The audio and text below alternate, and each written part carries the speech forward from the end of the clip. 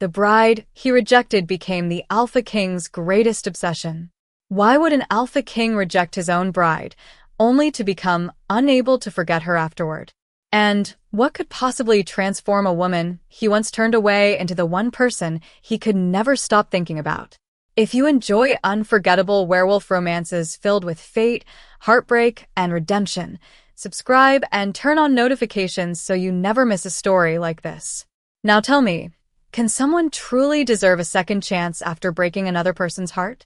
With that question lingering beneath the full moon, the silence of a kingdom begins to reveal a story no one expected to witness.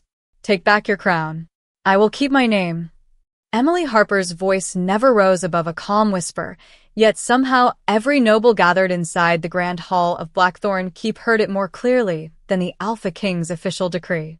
Hundreds of candles shimmered against polished marble floors, their warm glow reflecting from silver banners embroidered with the royal wolf crest, but the warmth never reached the young woman standing alone beneath the vaulted ceiling. Only moments earlier, she had believed she was about to become the Luna of the most powerful kingdom in the land. The ivory bridal gown her grandmother had sewn by hand flowed softly around her feet, its delicate embroidery catching the candlelight like tiny stars. Now it suddenly felt heavier than armor. Across from her, King Adrian Blackwood stood tall upon the royal platform, every inch the ruler his people admired. His expression remained composed, disciplined, almost painfully unreadable. The crown cannot recognize a Luna without a true mate scent, he declared, his measured voice echoing through the silent chamber. Therefore, this union cannot proceed. No one gasped. No one protested. The royal council had expected this moment, and their quiet confidence spread through the hall like an invisible command. A few nobles exchanged knowing glances. Others lowered their eyes with practiced sympathy that somehow felt colder than open mockery. Emily looked toward the rows of elegant guests and realized no one intended to stand beside her. Not a single voice questioned the decision. They had already accepted that a bride without an unmistakable Omega scent could never stand beside an Alpha King. For a heartbeat, every memory she carried seemed to press against her chest at once. The countless etiquette lessons, the endless fittings, the careful letters exchanged between families, the quiet promise she had made to her grandmother that she would represent their humble pack with dignity no matter what happened. She inhaled slowly, refusing to let anyone see her hands tremble. Then, with graceful precision, she lifted the delicate silver bridal crown from her hair. The tiny pearls woven into its frame caught the light one last time before she walked forward across the marble floor. Each step echoed through the enormous chamber, steady and unhurried. Reaching the foot of the royal platform, she gently placed the crown upon the lowest step instead of handing it to anyone.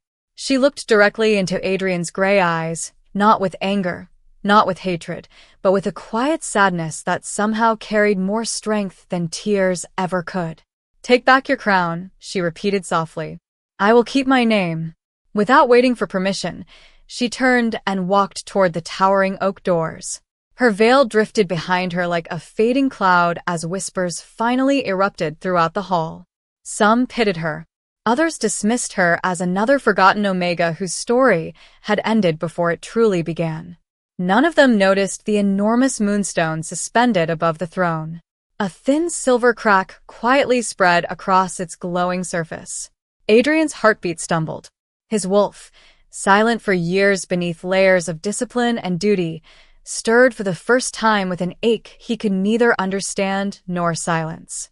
As the great doors slowly closed behind Emily, the hall returned to stillness, but the strange emptiness left in her absence lingered in the air, unnoticed by everyone except the king who had just let her go. The carriage rolled away from Blackthorn Keep without ceremony, carrying Emily Harper farther from the only future she had spent years preparing to embrace. She did not look back. The towering castle slowly disappeared behind rolling hills covered with ancient pines until even its highest towers vanished beneath the gray afternoon sky. Only then did she allow herself to release the breath she had been holding since she walked through the palace doors. Her fingers rested quietly in her lap, still marked by the faint impression where the bridal ring had once been. The empty space felt strangely lighter than she expected.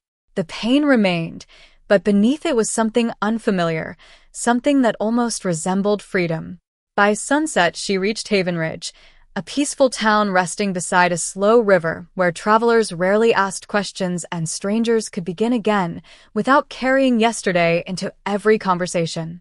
The small house welcoming abandoned Omegas and elderly pack members needed extra hands more than elegant titles, and Emily accepted the first apron offered to her with grateful silence.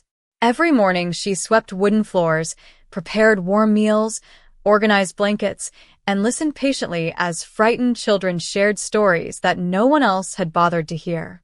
She no longer practiced royal etiquette. She no longer memorized court traditions. Instead, she learned the names of every child who smiled after a difficult day and every elderly woman who needed help climbing the front steps. The rhythm of ordinary life slowly stitched together pieces of her heart that she had believed would remain broken forever.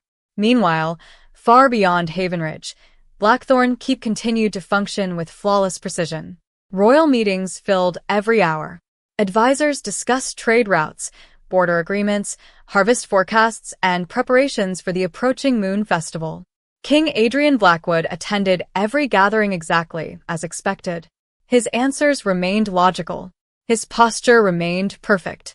Yet something invisible had shifted inside him. Every corridor he walked through seemed quieter than before. The grand hall where the wedding had ended felt impossibly larger whenever he crossed its polished marble floor. More than once he caught himself turning toward a doorway for reasons he could not explain, almost expecting to see a young woman carrying books or speaking softly with palace servants, only to find empty hallways waiting in silence. The royal council noticed his distraction long before anyone dared mention it. Chancellor Marcus Hale eventually approached with carefully measured confidence and reminded the king that several influential alpha families had already expressed interest in arranging another royal engagement. Adrian acknowledged every proposal with polite restraint, but each document remained unsigned on his desk. He told himself he simply needed time to consider what was best for the kingdom. It sounded reasonable enough that everyone accepted the explanation. Everyone except the wolf living quietly beneath his disciplined mind. At night, when the castle settled into silence and moonlight spilled across the stone balconies, an unfamiliar restlessness followed him from room to room. It was never loud enough to interrupt his judgment, only persistent enough that sleep came later with every passing evening. One night, he opened the cabinet where unused ceremonial items had been stored after the cancelled wedding. Folded carefully on a velvet shelf rested a simple linen handkerchief embroidered with tiny blue flowers along one corner. A servant explained that it had belonged to Lady Emily and had been overlooked during the preparations. Adrian reached for it almost absent-mindedly. The instant the fabric touched his hand, a delicate fragrance lingered in the air, so faint that another person might never have noticed it. Fresh jasmine carried by spring rain. Warm cedar drifting through an open window. Something gentle, familiar, and quietly impossible to forget. His heartbeat slowed. The restless voice inside him became completely still for the first time since the wedding. Adrian stared at the small piece of cloth resting in his palm, unable to understand why the faintest trace of a forgotten bride suddenly felt more real than every carefully planned future waiting for him inside the palace walls. Several days later, preparations for the Moon Festival transformed Blackthorn Keep into a place of polished elegance once again, but beneath the polished marble and carefully rehearsed smiles, an uneasiness quietly settled over the palace. King Adrian Blackwood attended every royal obligation with the same unwavering discipline that had earned the respect of every neighboring pack. He reviewed trade agreements, welcomed visiting alphas, inspected the royal guard, and listened patiently as Chancellor Marcus Hale outlined another carefully arranged introduction to Lady Victoria Ashford. Every conversation sounded reasonable. Every recommendation appeared beneficial for the future of the kingdom. Yet each time another name was spoken as a possible Luna, an invisible resistance tightened inside his chest before he could explain it. He dismissed the feeling as exhaustion, convincing himself that the cancelled wedding had simply disrupted routines that would eventually return to normal. Even so, the strange emptiness refused to disappear. One crisp morning, the palace gardeners filled the grand courtyard with fresh white jasmine imported from southern valleys for the upcoming celebration. The fragrance drifted gently through open windows as servants hurried between corridors carrying silver decorations and embroidered banners. Adrian stopped walking without realizing why. His heartbeat changed so suddenly that Captain Rowan, who had been walking beside him, glanced toward the king with quiet concern. Adrian looked across the crowded courtyard, searching faces he had never seen before. Merchants, musicians, craftsmen, travelers, children, and noble families filled every pathway. Somewhere within the crowd, the delicate scent seemed unmistakably familiar. He stepped forward, following nothing more than instinct. His wolf stirred with unusual certainty, urging him onward through the busy square as though recognizing someone long before his eyes could. Across the marketplace, a young woman wearing a simple cream-colored cloak paused beside a flower vendor. Her face remained hidden beneath the edge of her hood, yet something about the graceful way she accepted a small bundle of herbs caused Adrian to stop breathing for a single heartbeat. Before he could call out, a wagon loaded with grain slowly crossed between them. By the time it passed, the woman had disappeared into the sea of people. Only a tiny silver hairpin lay forgotten beside the flower stand. Adrian bent down and carefully lifted it from the cobblestones. The delicate piece had been crafted into the shape of a crescent moon surrounded by tiny carved blossoms. He recognized it instantly. Emily had worn it on quiet afternoons while reading in the palace library because she once joked that heavy royal jewelry gave her headaches.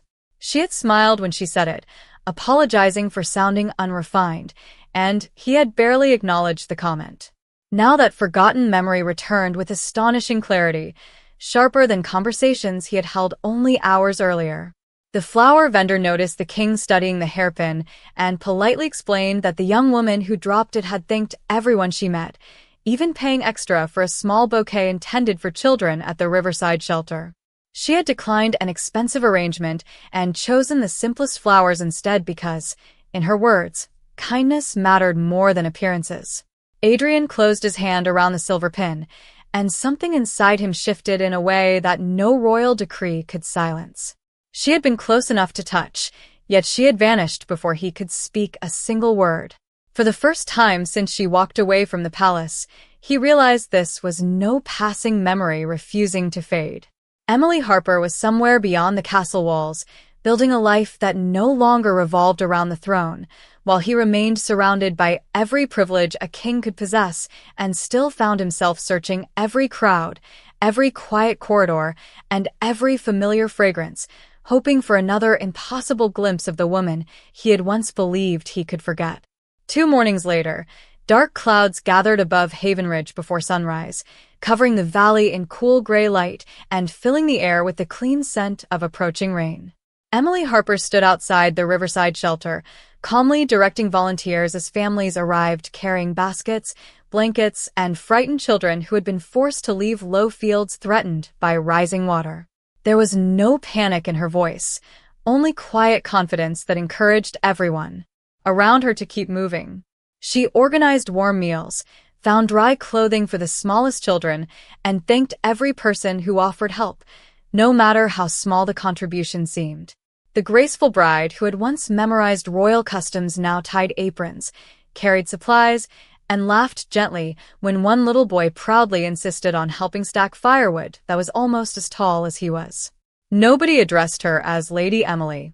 Nobody treated her like a future queen. Yet for the first time in many years, she felt seen for the person she truly was rather than the title others expected her to wear. By late afternoon, the rain finally arrived, tapping softly against rooftops while smoke curled from stone chimneys across the quiet town. A group of royal riders appeared along the northern road, their dark cloaks marked with the silver crest of Blackthorn Keep. The townspeople paused only briefly before returning to their work, assuming the visitors had come to inspect storm damage or deliver official announcements. At the center of the procession rode King Adrian Blackwood. His visit had been announced as a routine inspection of nearby trade routes affected by the weather, and every member of the escort repeated that explanation without hesitation. Even Adrian had convinced himself that was the reason for the journey. Yet the moment he stepped down from his horse, the faint fragrance of white jasmine drifted through the cool air once again. His heartbeat answered before his thoughts could. Without waiting for formal introductions, he followed the familiar scent toward the riverside shelter. Inside the large wooden hall, volunteers moved between long tables serving warm soup and fresh bread. Children gathered near the fireplace, laughing as an elderly woman read stories aloud. Near an open window stood Emily, gently wrapping a soft blanket around the shoulders of a little girl whose shoes were still damp from the rain. She smiled with quiet warmth, brushing a loose strand of golden hair behind her ear before kneeling to reassure the child that everything would be all right. Adrian stopped several feet away, unable to move another step. She looked healthier than he remembered, stronger somehow, not because royal jewels surrounded her, but because peace rested naturally across her face. Emily slowly turned after sensing someone watching her. Their eyes met for the first time since the cancelled wedding. The room seemed to fade into silence. The delicate scent surrounding her became clearer than ever before, and the restless voice inside Adrian finally understood what it had been searching for all along. His wolf recognized her without doubt, filling him with a powerful certainty that felt both astonishing and painfully overdue. He took one careful step forward, lowering his voice until only she could hear. "Emily." She waited calmly. "You are my mate," he said, the words carrying equal parts wonder and regret. Emily's expression did not harden, nor did it soften. She simply held his gaze with quiet dignity before answering in a voice as steady as the rain falling beyond the windows. "You had your chance to recognize me." She offered a polite nod, turned back toward the waiting children, and continued helping them as though the king himself had become only another traveler passing through Haven Ridge. Adrian remained exactly where he stood, surrounded by loyal guards, respected advisors, and every symbol of royal authority, yet none of those things could change the simple truth settling heavily inside his heart. For the first time in his life, the most powerful alpha in the kingdom understood what it meant to have everything except the one person whose choice could never be commanded. The rain finally stopped before dawn, leaving Haven Ridge wrapped in fresh mountain air and shimmering drops that clung to every pine branch and wildflower. Emily Harper stepped outside the shelter carrying a basket of warm bread for the families who had spent the night there, welcoming the quiet morning with a peaceful smile that had become more natural with every passing day. She noticed King Adrian Blackwood speaking respectfully with local elders across the courtyard, but instead of approaching him, she continued distributing breakfast exactly as she had planned. She no longer measured her choices by his presence. That realization surprised even her. After the morning meal ended, an elderly woman wearing a faded blue shawl slowly approached Emily from beneath the shade of an old maple tree.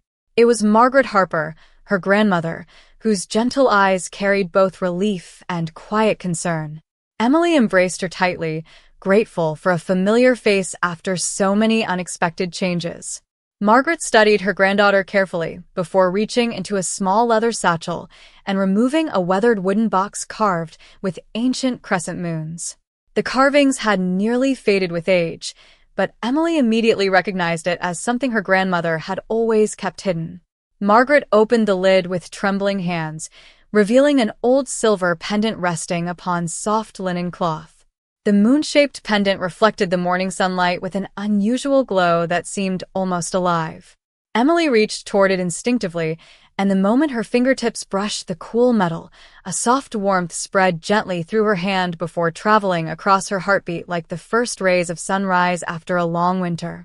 Margaret smiled sadly. "It is time you finally knew the truth," she whispered. They walked together to a quiet hill overlooking the river where wildflowers swayed gently beneath the morning breeze. There, far from curious ears, Margaret explained that Emily belonged to an ancient bloodline known as the Silver Luna lineage, a family whose gifts had once united Pax through wisdom rather than fear. Generations earlier, ambitious leaders had begun viewing that bloodline as a threat because its influence could not be controlled by titles or political alliances. To protect Emily while she was still an infant, Powerful elders had concealed the natural scent and spiritual presence that identified members of the Silver Luna family. The enchantment had never erased who she truly was. It had only hidden her until the day she discovered her own worth without depending upon another person's approval. Emily lowered her eyes, remembering the humiliation inside Blackthorn Keep, the lonely carriage ride away from the palace, and every quiet morning spent helping strangers instead of chasing a crown. Slowly, the truth settled into place. It had not been rejection alone that changed her life. It had been the decision to continue living with kindness after rejection that allowed the hidden part of herself to awaken. Margaret gently touched her granddaughter's shoulder before revealing one final secret. The royal council knew more than they admitted, she said softly. Years ago, they learned that a daughter of the Silver Luna bloodline still lived. They feared what your existence could mean if the prophecy ever came true. They believed that if the future Alpha King never recognized you, the old promise would remain asleep forever. Emily looked toward the distant horizon where the towers of Blackthorn Keep could barely be imagined beyond rolling hills and forests. For the first time, she realized that the decision made in the royal hall had not belonged entirely to Adrian. Someone had quietly guided events long before either of them understood the truth. At that same moment, inside the royal castle many miles away, Adrian stood before the cracked moonstone above the throne, watching another thin line of silver spread silently across its glowing surface, unaware that every answer he desperately sought was leading him toward a truth far older than the crown resting upon his head. The following morning, a royal messenger arrived in Havenridge, carrying a formal invitation sealed with the silver crest of Blackthorn Keep. Every word had been written with flawless courtesy, requesting Emily Harper's presence at the castle to assist with an official inquiry concerning ancient royal records connected to the Moonstone. There was no mention of marriage, no mention of destiny, no mention of the conversation that had unfolded inside the shelter. Emily read the letter twice before quietly folding it closed. Margaret watched from across the wooden table, without interrupting. At last, Emily looked up. "If I go, it will not be because a king asked," she said softly. "It will be because the truth deserves to be heard." Margaret smiled with quiet pride. "Then go as yourself, not as the bride they expected you to become."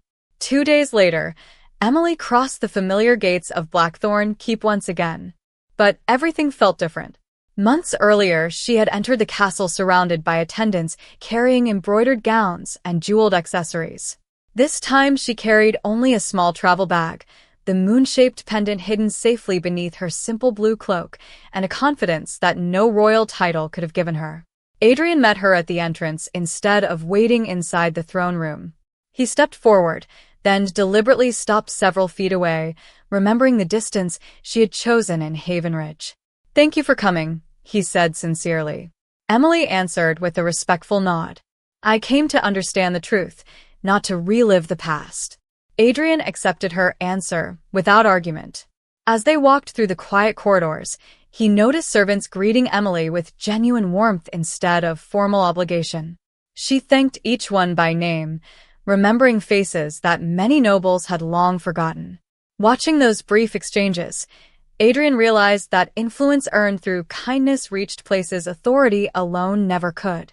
Inside the royal archives, shelves filled with centuries of journals, maps, and ceremonial records stretched toward vaulted ceilings.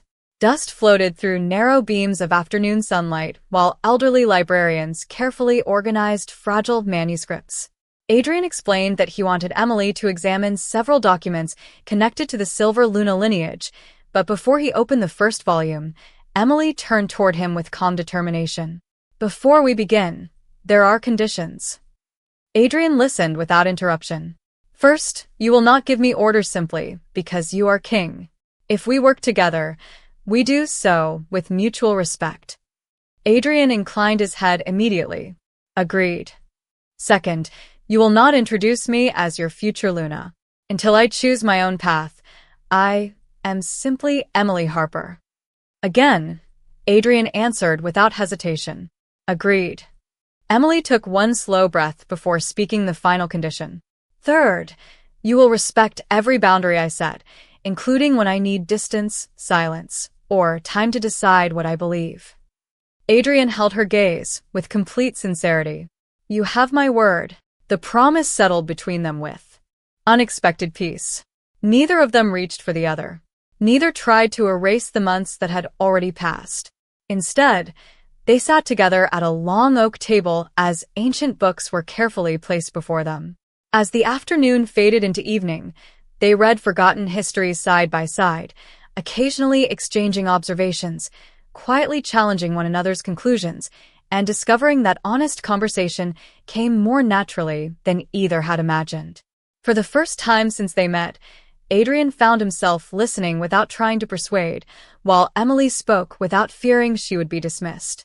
Outside, the cracked moonstone above the throne reflected the rising moon with a brighter glow than it had shown in years, as though the kingdom itself recognized that true trust was beginning to grow, not through destiny alone, but through two people choosing, one careful step at a time, to understand each other before asking to be understood.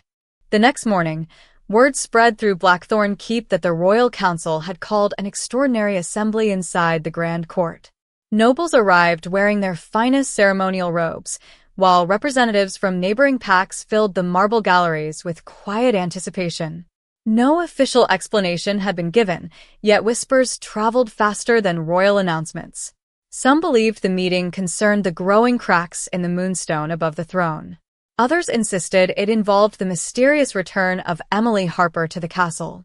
Emily entered the chamber without elaborate jewelry or royal attendants, dressed in a simple ivory gown beneath a pale blue cloak.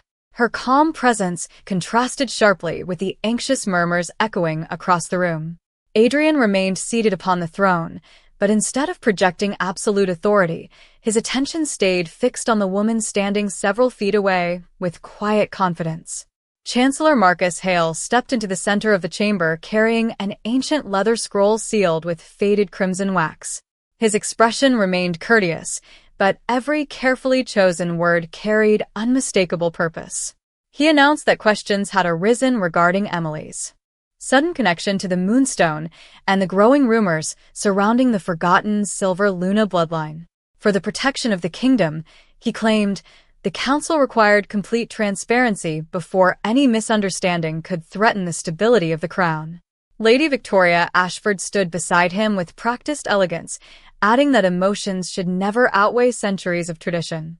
She insisted that no ruler should allow unexplained forces to influence decisions affecting every pack within the kingdom. Emily listened patiently without interrupting. She neither defended herself nor reacted to the subtle accusations woven into every speech. When Chancellor Marcus finally unrolled the weathered scroll, he revealed what he described as an ancient prophecy preserved by generations of royal advisors. According to the visible text, a silver luna would one day rise and forever change the destiny of the throne. The chamber immediately filled with uneasy whispers as nobles exchanged uncertain glances. Marcus allowed the silence to deepen before declaring that such a prophecy justified extreme caution. Adrian slowly rose from the throne, prepared to answer the growing doubts surrounding Emily, but before he could speak, she gently raised one hand. He stopped immediately, remembering the promise he had made inside the royal archives. This time, he would not speak for her. He would allow her own voice to be heard. Emily stepped toward the center of the chamber and accepted the ancient scroll from Marcus with quiet respect. She studied the faded handwriting for several long moments, her fingertips lightly tracing the worn edge of the parchment. Then she looked up, her expression thoughtful rather than defensive. "This document feels incomplete," she said calmly. Several council members exchanged brief, uneasy glances before quickly hiding their reactions.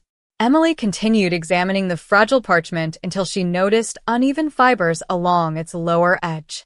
They were too straight to be the result of age alone. Someone had deliberately removed part of the original text many years earlier. She carefully held the scroll toward the sunlight streaming through the tall, stained glass windows. The missing section became unmistakably clear. "This prophecy did not end here," she said softly. "The final portion was separated from the rest." A wave of astonishment swept through the chamber. Even the elderly royal librarians leaned forward in surprise. Adrian looked from the damaged scroll to Chancellor Marcus, whose composed expression briefly faltered before returning to careful restraint. Emily lowered the parchment and met Adrian's eyes for only a moment before turning back toward the council. If the ending was removed, she continued, then none of us truly knows what this prophecy was meant to say. Silence settled across the grand court once again, heavier than before. Somewhere deep within the castle, beyond locked corridors untouched for generations, the missing words still waited to be discovered, and with them, the truth that could change not only Emily's future, but the foundation upon which the entire kingdom had been built. Before sunrise the following day, Adrian unlocked a section of Blackthorn Keep that had remained sealed for decades. Only the reigning king possessed the ancient key, and even he had never crossed the weathered oak doors hidden behind the royal archives. Emily walked beside him without speaking, her moon-shaped pendant resting quietly beneath her cloak as the narrow hallway opened into a forgotten library lined with towering shelves and faded royal journals. Dust shimmered through pale beams of morning light, and the air carried the scent of old parchment and cedar that had been untouched for generations. At the center of the chamber stood a stone pedestal supporting a single wooden chest marked with the same crescent moon carved into Emily's pendant. Adrian paused before opening it, suddenly understanding that every answer he had searched for was waiting only a few feet away. Inside rested the missing section of the ancient prophecy, carefully preserved beneath crystal glass. The torn edge matched the damaged scroll from the grand court perfectly. Emily lifted the fragile page with steady hands while the royal historians gathered around in complete silence. As the final lines were placed beside the original document, the forgotten message became whole once again. It did not speak of destroying the throne. Instead, it declared that when the Silver Luna returned, the kingdom would enter an age where wisdom, compassion, and integrity would matter more than bloodlines alone. The prophecy warned that fear would tempt powerful leaders to hide the truth, believing they could preserve their authority by separating the destined king from the Silver Luna. Adrian slowly lowered the parchment, every word echoing through his thoughts. He looked toward Chancellor Marcus Hale, whose carefully controlled composure finally began to crack. The Chancellor admitted that generations of royal advisors had concealed the final passage because they feared losing influence over future rulers. They believed that if the prophecy remained incomplete, every king would continue relying upon the council instead of trusting the woman destined to stand beside him. Lady Victoria Ashford quietly lowered her eyes, realizing that even she had been guided by a history she had never fully understood. No one had forced her to compete with Emily, yet she had unknowingly become part of a plan created long before either of them had been born. Silence settled across the hidden chamber. Adrian stepped away from the stone pedestal and slowly removed the royal crown from his head. He carried it across the room and placed it gently upon the ancient table between himself and Emily. The gesture stunned everyone present. "If this crown requires me to ignore truth," he said calmly, "then it is not worthy of being worn." Emily looked at the crown for several long moments before lifting her eyes to meet his. There was no triumph in her expression, only quiet understanding. She slowly pushed the crown back toward him. "The kingdom does not need a king who abandons responsibility," she answered softly. "It needs a king who has learned to lead with humility." Adrian remained still, absorbing every word. Emily continued with the same calm confidence that had carried her through every trial since leaving the palace. "I never wanted your throne. I wanted to be seen for who I was. If you truly understand that, now then wear your crown, not because it gives you power over others, but because it gives you the chance to serve them better." Those standing inside the forgotten library watched as Adrian carefully lifted the crown once more, not with the certainty of a ruler who believed himself above everyone else, but with the gratitude of a man who had finally learned that respect could never be commanded and love could never be claimed. Above them, the moonstone suspended over Blackthorn Keep released a gentle silver light that flowed through every corridor of the castle, and for the first time in generations, every crack upon its surface quietly began to disappear. Several months later, The first morning of the harvest moon celebration arrived beneath a clear blue sky, and Blackthorn Keep opened its gates to every pack across the kingdom without regard for bloodline, title, or social standing. Families who had never before walked through the palace gardens now wandered freely beneath rows of white banners that fluttered gently in the autumn breeze. Children laughed beside marble fountains, elderly couples admired the blooming jasmine lining the pathways, and warriors stood beside healers, artisans, and omegas as equals rather than strangers separated by tradition. Inside the grand hall, the polished marble floor where Emily Harper had once left behind a silver bridal crown had been transformed with simple white flowers instead of extravagant royal displays. Nothing about the ceremony celebrated power. Everything honored choice. Adrian Blackwood waited at the end of the aisle, not upon the raised platform where kings had always stood, but on the same level as every guest gathered to witness the occasion. He wore the royal crown because he had accepted the responsibility of leading the kingdom, yet there was no distance between him and the people he served. When the great doors slowly opened, every conversation faded into respectful silence. Emily entered alone, wearing an elegant ivory gown whose beauty came from graceful simplicity rather than priceless jewels. The moon-shaped pendant rested against her heart, and the soft fragrance of white jasmine drifted gently through the hall. She was not escorted by noble relatives, royal guards, or ceremonial attendants. Every step belonged entirely to her own decision. As she walked across the marble floor, she briefly glanced toward the place where she had once laid down the bridal crown after losing the future she thought she wanted. The memory no longer carried pain. It had become a reminder that dignity could survive disappointment and that kindness could grow stronger after rejection. Adrian smiled warmly as Emily stopped before him. Neither of them spoke immediately. The silence between them felt peaceful rather than uncertain, filled with everything they had learned instead of everything they had lost. Finally, Adrian looked into her eyes with complete honesty. "Months ago, I believed that a Luna was someone chosen for a king," he said softly. "Now I understand that love begins only when both hearts are free to choose." Emily smiled, her eyes shining with quiet warmth. "And today I am here because this choice belongs to me." Adrian extended his hand without expectation or demand. Emily looked at it for only a heartbeat before placing her hand gently in his. At that exact moment, sunlight poured through the stained glass windows and illuminated the restored moonstone above the throne, now glowing with a calm silver light unmarred by a single crack.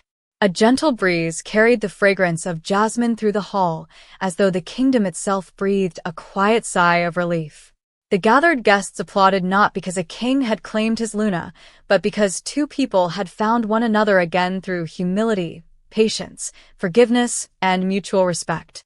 Chancellor Marcus Hale formally announced new royal reforms that welcomed every pack member to be judged by character instead of ancestry, while Lady Victoria Ashford offered Emily a sincere smile and pledged her support for the changes ahead.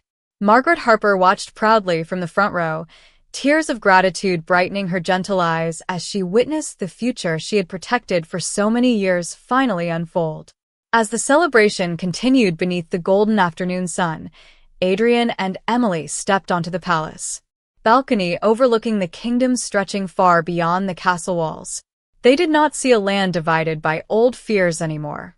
They saw a future built one choice at a time, proving that the strongest bond was never created by destiny alone, but by two hearts willing to grow, forgive, and walk forward together with hope.